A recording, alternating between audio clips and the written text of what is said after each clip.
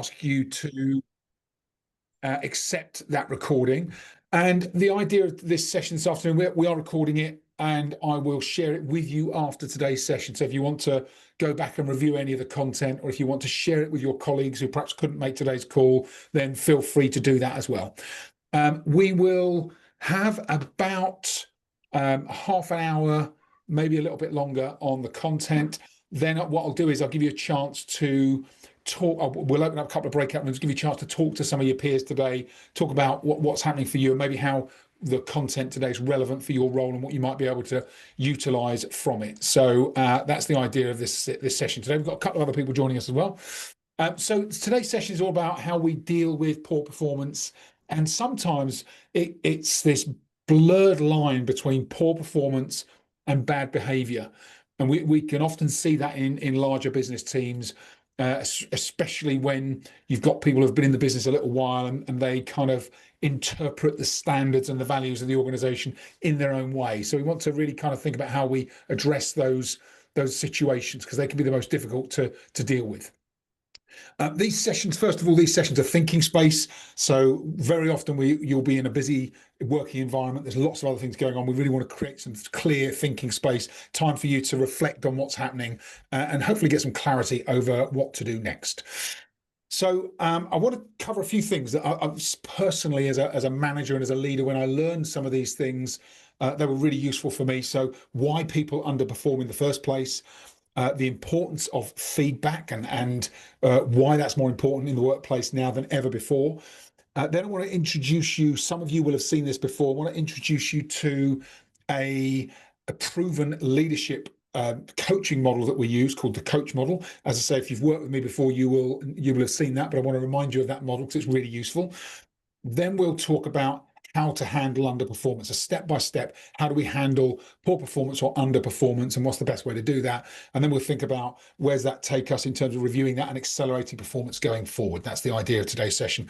Then we'll have a chance to do some Q&A. And as I say, if you're up for it, we'll open a couple of breakout rooms, give you a chance to chat with some of your peers today as well, so you get a bit of a networking opportunity in today's session as well. So I think most of you will know me. If it's your first time on a session with me, you might be thinking, what's this guy's background and experience? I started out as a sales role back in 1993. I went from sales into management within about 3 or 4 years. And then I led sales teams, went on to lead business teams, worked in a very large company with Lee, who's on the call with us today, Lee Rowan. Lee and I were both business managers at the same time. Lee is still doing that. About 8 years ago, I decided I wanted to take a different path. I retrained as an executive coach, and then started to run programs with my clients on, improving leadership. In particular, how do we coach teams for higher performance levels? And what I've noticed over the years is that it's really easy for people to get kind of almost, you get a bit of disengagement, a bit of inconsistency, negativity starts to creep in. And actually, as leaders, what we can do is just get back to some of the fundamentals, re-engage our teams, focus again on performance, look at consistency, and that delivers the results that we're looking for. And it's really, really useful, simple stuff that we'll go through today. And along the way, I've had a bit of recognition, and I've written a couple of books. Some of you actually have the books. So I've written a book on sales and a book on leadership. And those of you that have been on my leadership course, you will have had the book as well. I'm sure it's become, hopefully for you, as useful a resource as it is for me.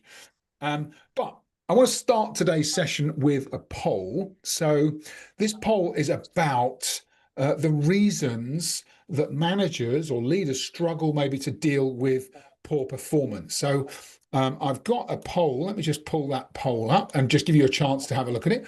So you've got a few options there. I'd love to hear what do you think is the biggest reason that managers give when they're struggling to deal with poor performance? There's 5 options there. No, there's 6 options there. There is lack of time and too many other priorities.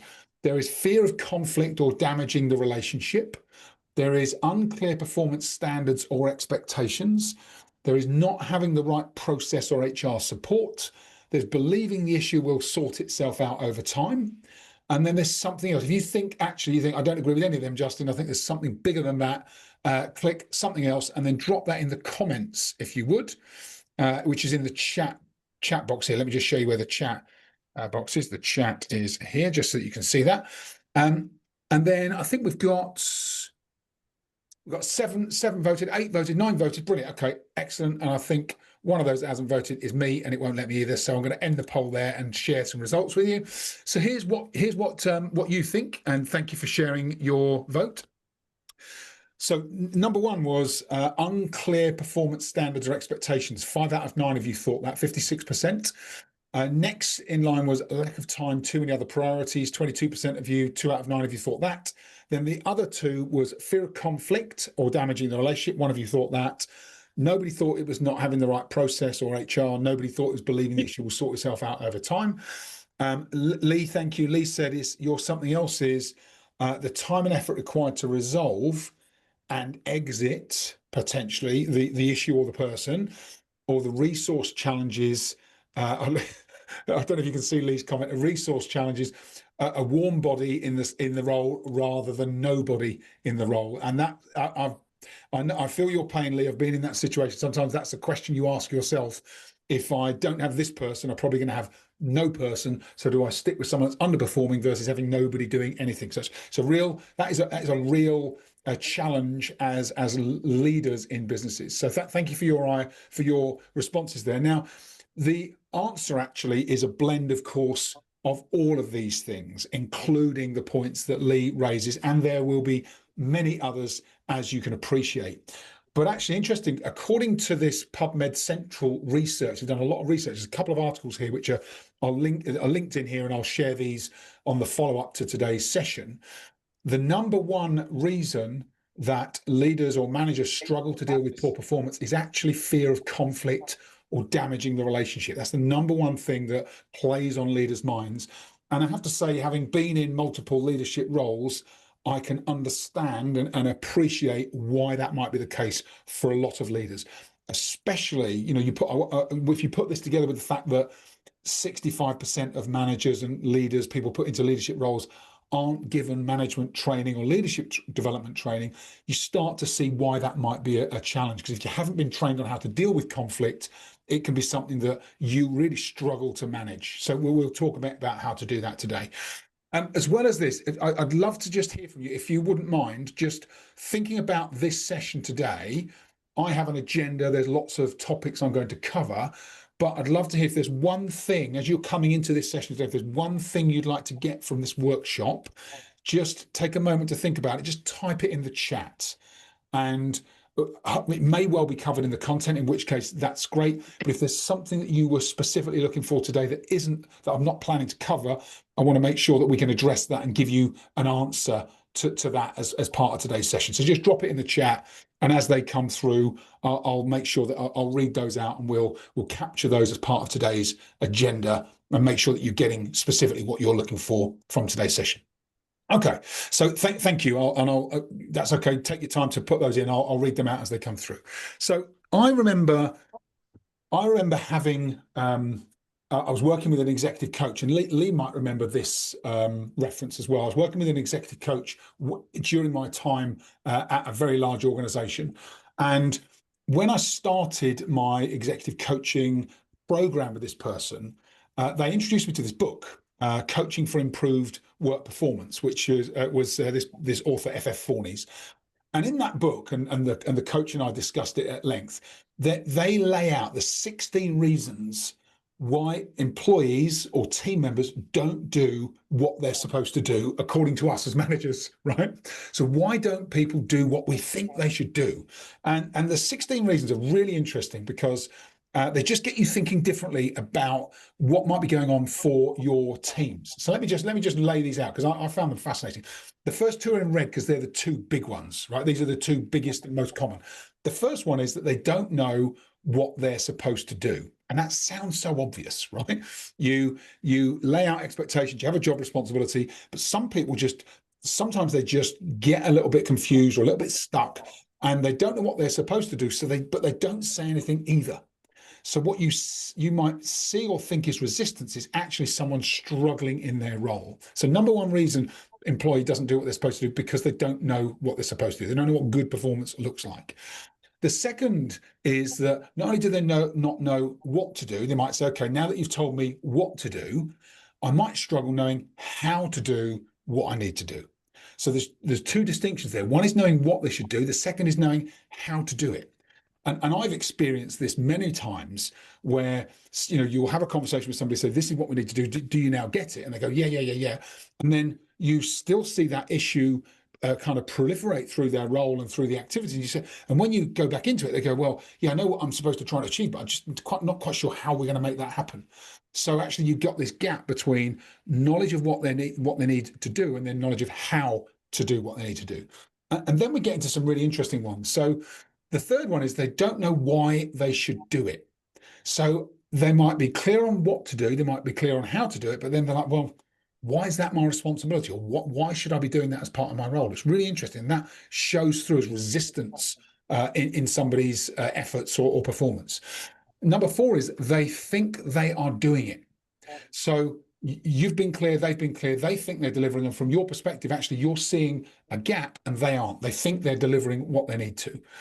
Which is interesting. The fifth one is that there are obstacles beyond their control. So there are things in the workplace, in the environment, maybe people, maybe processes, maybe systems, and they actually get in the way of that person delivering in their role. Six is really interesting. They think it will not work. So you've said you're clear on what to do, you're clear on how to do it, but they're like, well, I'm not sure that's work. I'm not sure that's going to work for me in my role to get to the level of performance that you think I should get to. Seven is they think they have a way of doing it that's better. So they keep doing that way because they think that's better or easier. And then eight is they think something else is more important. So I'm prioritizing, and I know you're telling me to do that, Justin, but actually what I think I'm doing is more important than what you're asking me to do. And then they just get more and more interesting. So nine is there is no positive consequence to them for doing it. So if I do that versus I don't do that, the consequences for me in my role are the same. And so now we start to understand where performance management is so important, because if someone thinks, well, actually, I'm getting away with not doing it because there's no positive consequence for doing it. And then number 10, of course, is there is no negative consequence for them not doing it, which is why as managers and leaders, we have to really be clear on performance expectations and manage performance, which we'll talk about. And then 11 is and this is interesting, there is a negative consequence to them for doing what you want them to do. Now, as we start to think about that, that might be a personal consequence. It might be that it's more taxing for them. It tires them out. It makes them have to concentrate. And they think, actually, that's a negative consequence for some people, depending on how they perceive the way they perform. 12 is there's a positive consequence to them for not doing it. So maybe it's a bit more comfortable. Maybe actually they don't have to work as many hours. Maybe there's maybe just personally they enjoy not doing the things that we want them to do as part of their performance expectations. 13 is about personal limits and the incapacity or incapability of doing something. 14 is that there are personal things going on for people and that can be getting in the way of their performance. And as managers and leaders, we should always try and be tuned into that, of course. And then 15 is fear of failure or fear of future negative consequences. And then finally, 16, very rare, but it does come up. They don't believe anybody could actually do it. So no one could actually meet your expectations of what's supposed to happen. And so this list of 16 is well referenced as really useful in terms of our approach to performance management and thinking about the way that your employee perceives what you're asking them to do. And then we said we talk about feedback. So we think about the importance of feedback. It's really interesting that if you look at the research here, the research suggests that if we switch the expectations of employees from us having to give feedback as managers, the onus is on the manager to give feedback, to actually the employee in our teams asking for feedback. And it sounds like it's the same thing, but it is completely different, right? So the employee being open to and asking for feedback on their performance, when we make that switch in expectations, organizations, they kind of migrate and tilt their culture towards a culture of more focused on continuous improvement. You get better decision making, you get stronger, more resilient teams that can adapt as they need to. And this was a really big study by Tessa West out at NYU. And it was really useful because what they showed was that this doesn't happen by accident. It has to be led by the leadership teams. So the communication has to be to teams that there is an expectation that we will all ask for feedback. And of course, as leaders, as the quote says on the bottom, we not only have to model the giving of feedback, but the receiving and active requesting of feedback and doing that in a positive way. So if we as leaders start to ask our teams for feedback, we can't ask them for feedback and then take it really personally and get upset. We have to model the receiving of feedback in the right way, and that sounds straightforward, but is not as easy as you might think. And then we start to think about the research, and I like to think about the different generations in the workforce, because I was 53 this year, and I have two children that are 28 and 25, and I know that the way they think about the working environment is completely different to the way that I used to think about the working environment. And that's really important that we understand that as leaders and managers in businesses, and we adapt accordingly so that we can meet the needs of that new generation, and they can meet the needs of us as perhaps a different generation. But research has found that roughly 87% of employees say they want to be developed in their job, but only 1/3 actually report that they've received the feedback they need to engage and improve and develop themselves. So, nearly 90% of people saying, I want the feedback and I want to be developed, but only 1/3 saying they get feedback that they can use for their development. And then only 17% of employees said that the feedback they receive is meaningful or useful. So even when that third that actually get feedback, of that 1/3, only 17% of that third say the feedback is useful or meaningful, which is interesting, because as leaders and managers, when we give feedback, it has to be clear, it has to be valuable to the employee, otherwise it won't be integrated and utilized as part of the way that they operate. And then I was really fascinated by this quote: the millennial generation, the Gen Z generation, actually are saying they want more feedback, they desire more feedback, and more so actually in research than other generations. And what they're saying is actually weekly they'd like to understand, how am I getting on, how am I progressing, what's working, where do I need to make some improvements and adapt. And so as managers and leaders, if we don't recognize that generation want more feedback, and we are thinking, well, quarterly reviews are sufficient, or 6 monthly appraisals, then we can leave those people feeling a bit adrift and leave them feeling unclear on what's expected. So all of these things have to integrate into the way that we manage and lead, so that we're meeting the needs of our teams. And so that's a bit about kind of the research on feedback. Then we start to think about these different elements of leadership. And before I go to the model, I just want to quickly go through some of your objectives for today. So thank you, Randy. Randy says, identifying poor performance signs early and strategies to address them without making it a personal issue rather than a performance issue. Yeah, good. Thanks, Randy. Sam says, having confidence, dealing with poor performance, behavior, and attitude. So giving you the confidence to actually deal with that, Sam, because sometimes that can feel challenging as a leader. Leo, thanks, Leo. Confidence to have those conversations, very similar to Sam. Thanks, Leo.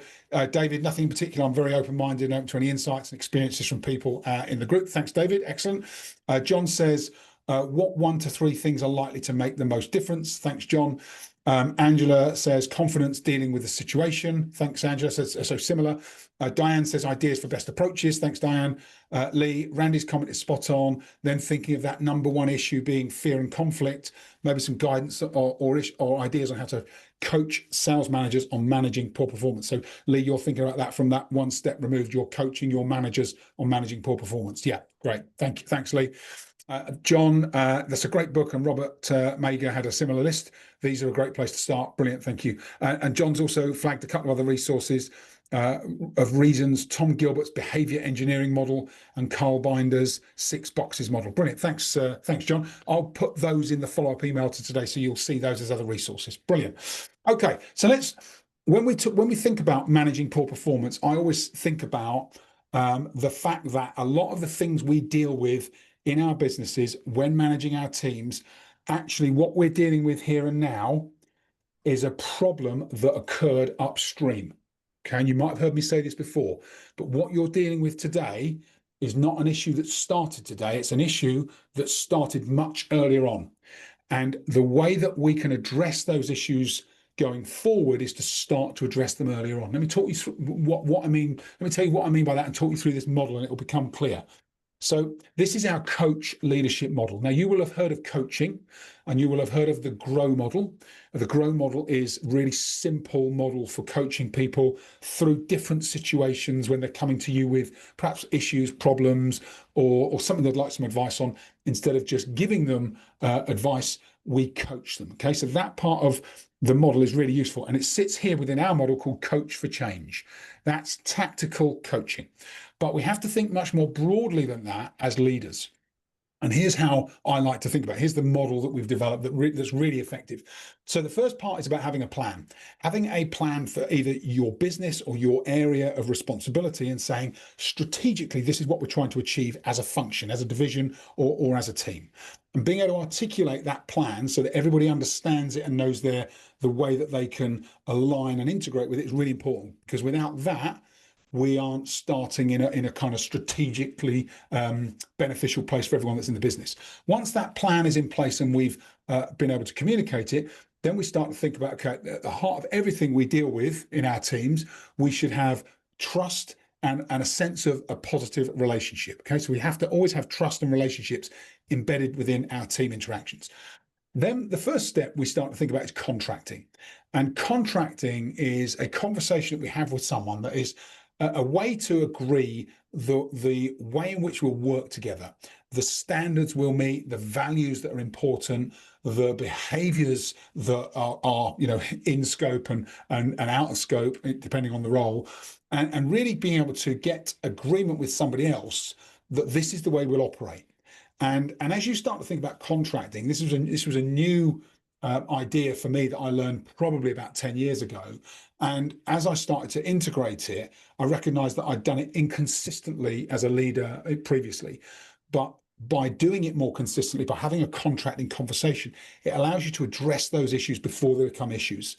So the contracting conversation allows you to set a frame of reference so that you can start to address behaviors and performance when it comes up, if it comes up in the future. So the contracting is like the anchor point.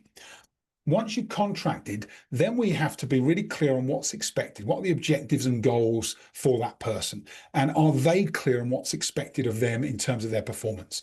And those objectives and goals are really crucial, because if we haven't been clear with somebody on what's expected, and then we see performance misaligned from our expectations, but we haven't communicated it, then actually part of the gap has been created by us. But so clear on expectations, objectives and goals. Then we start to think about, with this step we call action and observation. So watching your team in action, letting them kind of get on, do the job, but creating small opportunities where you can work together, but they are the ones that are delivering, and you're alongside them, because from that position of observation, you're then able to see things that allow you to coach them. And then when we're coaching people to improve performance and develop and strengthen the way that they contribute to the business, that's when performance starts to soar. So we follow these steps and it helps us to get that performance in place.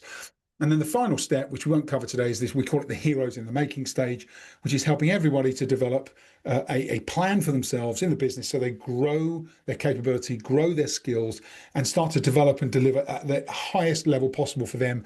And they start to see about future operations, future aspirations for themselves in the business. But you can see, if we have any of these steps missing, we are going to risk a drop in performance. We compromise performance. So first things first, we get a structure in place that we can follow for managing and leading our teams. And all of this is laid out in the book Coaching Leaders, and you're welcome to kind of pick a copy of that up. It's on Amazon, and if you've got a copy, have a look through some of the chapters on, so particularly the contracting, objectives and goals, action and observation.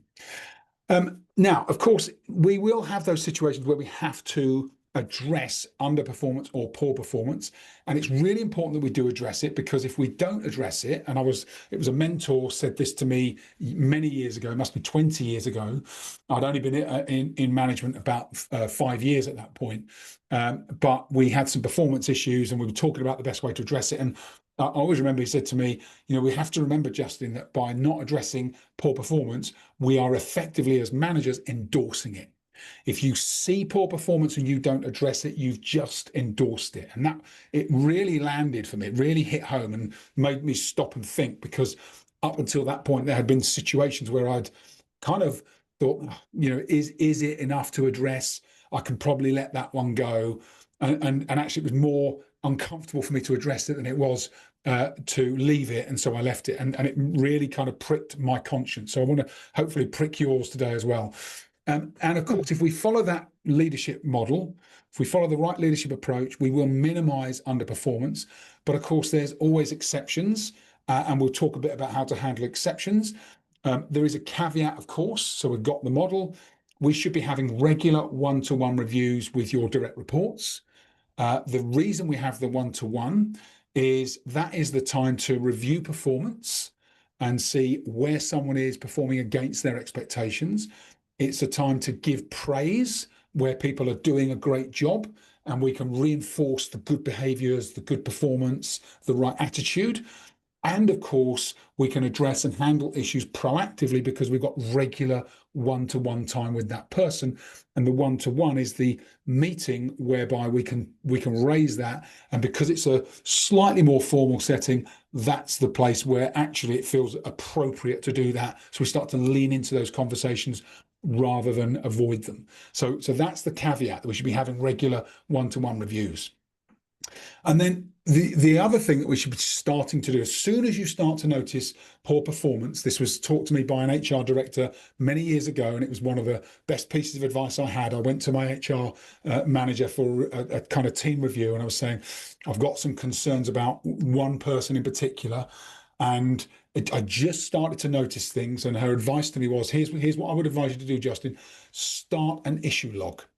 I said, that sounds like a great idea. What does that mean? She said, just really simply, as soon as you notice performance issues, you talked to me about a couple here today, I'd like you to go away, go back and check the dates when those happened, log the date, what the issue was, and the comment around it, i.e. how you addressed it. Okay.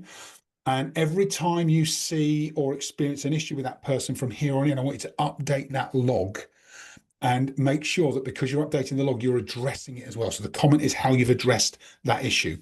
And what we'll do as part of our review, we'll regularly review that issue log to see if there are patterns or trends. And what's interesting is when you start to log, if you have you have a performance challenge with a person, you start to log the different situations that you're having to address, and before you know it, you kind of look, you think, wow, I'm up to 8 things now. And that is really useful for you because it starts to get you thinking, do you know what, this isn't something I can ignore anymore. I've got to really formalize this process. And then the final piece, we're going to go into steps on how to deal with it, but absolutely discuss your log with, if you've got an HR manager in your business, if you've got someone that is your HR contact that you can talk to, absolutely discuss it with your HR manager or contact.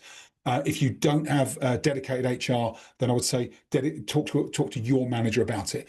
Now, interestingly, if you get into performance management, you do have to treat this carefully. You have to tread carefully, because very often, if you end up in a performance situation, your manager could become the next level of escalation, and they might need to be impartial. So that's why we go to HR first. If we can go to our HR manager, it's a much more independent resource that you have at your disposal. So, but your issue log first really helps you to start to see patterns and recognize, actually, is this something that's going to go down a performance management route?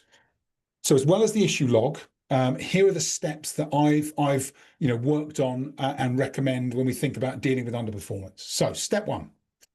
Step one is, once you've got the items or situations that you need to talk to your direct report about, first step is to instigate the discussion. Okay, so telling your employee that you need to discuss something important with them, and hopefully, if you've had a contracting conversation, when we talked about contracting as the first step, in that contracting conversation, one of the points that I make sure is included in my contracting conversations is to say to my team, if at some point there are situations or performance issues that we have to talk about, my commitment to you is that even though that's a difficult conversation to have for both of us, my commitment to you is that I won't shy away from that conversation. I will have it. And because I've contracted to say I'm going to do that, then as and when that situation arises and I instigate the discussion, I'll say to the employee, I've got something important that we need to discuss. Can we schedule some time together? When we're having that meeting, I'll then say, there is a topic that we need to talk about today that is important for both of us. And you'll remember we previously said that if there were at any point performance challenges, that I would raise them with you. And that then kind of segues into the conversation. So then the next step, once you've initiated or instigated the discussion, the next step is to agree on the situation. And this is really important. So the way that I do it is I explain to the employee objectively what I've seen. And this is why the issue log is so important, because the issue log should be as factual and objective as possible. I can say on this date, in this meeting, this happened. And you remember we talked about it because I addressed it. So we're not giving opinion here, we're giving objective facts. And then what I will say to the team member, once I've explained what I'm seeing and the impact, what I might say is, what I noticed is that actually it offended this person, or it caused this problem later on within the business, or it created, this negativity afterwards. Whatever, you will know the consequences or the impact. Then I'll say to them, tell me, from your perspective, what's going on, or how do you see it? And we really want them to become aware and start to explain it themselves. Now, if someone comes straight out and says, yeah, do you know what, I was having a bad day, or whatever the reason is, but we really want them to be the one that has to explain what's going on. It's not our responsibility as managers to say this is what was happening in the background. That's for the employee to share and open up. And once we've agreed on the situation, the next step, which arguably is the most important step, is to agree on the resolution. Okay. So asking the other person to suggest how they are going to improve their performance or improve their behavior, or if it's something they're doing that needs to stop, how they're going to stop themselves from doing that in future. And we want to agree on specific changes that they will make, recognizing that this is their performance to improve, not yours as their manager. And you can talk about the support you can offer as they make those changes. Okay. So agree on the resolution. And then that sounds like it's enough. But what I've discovered over the years, and I've discovered this through mistakes and not following these final two steps, is that there are a couple of steps after that. After you've agreed on the resolution, the next step then is to gain commitment to change. So we have to get that person to recognize that this isn't optional. This is something that is, it's now become formal because we're talking about it and it's documented, and that we want their commitment to change and be clear potentially on the implications on them changing and actually the benefit that provides to them and their performance. And potentially, depending on, if this is someone that's a serial offender in your business and it's someone that you have some reservations about whether or not they will change, you might have to talk about the implications of not changing. So if this continues, then it could potentially become formalized. It could become part of a formal performance improvement plan that we have to work through. And you can decide on that. You'll know how serious it is with each individual, depending on the case. And then you make your commitment to review and help them to focus on getting their performance back on track. So your role in this is helping them to maintain their commitment that they've made to make changes. Okay, it's not your responsibility to do anything, it's your responsibility to help them to make the commitment and honor their commitment. And then the final step that I learned, again, I went through these 4 steps, thought, yeah, that's good, it works for most people, but there'll be the odd person who still, for whom still those 4 steps aren't enough. And for that person, what I tend to do is this principle from NLP, which is neuro-linguistic programming, which we call future pace. So what I've done at the end of those performance reviews is say, okay, great that we've got agreement, great that you're clear on what you're going to do going forward. Let's just discuss a couple of specific situations. The next time we're together with the team and this kind of topic comes up, we've seen how you've responded in the past. How are you going to address that going forward? So we're getting them to think, not just, okay, I'm going to improve my performance, I'm committed, but we're going to get them to go into different situations and talk about how they're going to manage themselves more effectively. And You might agree on a couple of proactive measures to address them in advance. It might be things they're doing. It might be things that you help them to remember as part of the way that they're operating and changing going forward. And as you go through these, all five of these steps, and what I found is if you follow this, almost step by step, it's simple. It's five simple steps. But if you get all of these in place with those performance management situations, you will see an improvement. Now, if you don't see an improvement, that's when we continue with the issue log, and it becomes a more formal process where you would engage your HR manager and they would support you with the right documentation, and you go through a performance improvement plan or a performance disciplinary route potentially, if we get to that state. So that they're the five steps. That's the kind of process that I recommend people go through, and I will of course share these slides with you. So that's the formal content for today. I hope you've enjoyed kind of thinking about some of those ideas and all of the different stages and steps. What I'd love now is because we've got 20 minutes, well, we've got about 15 minutes left of today's call. I want to finish by 5 to the hour.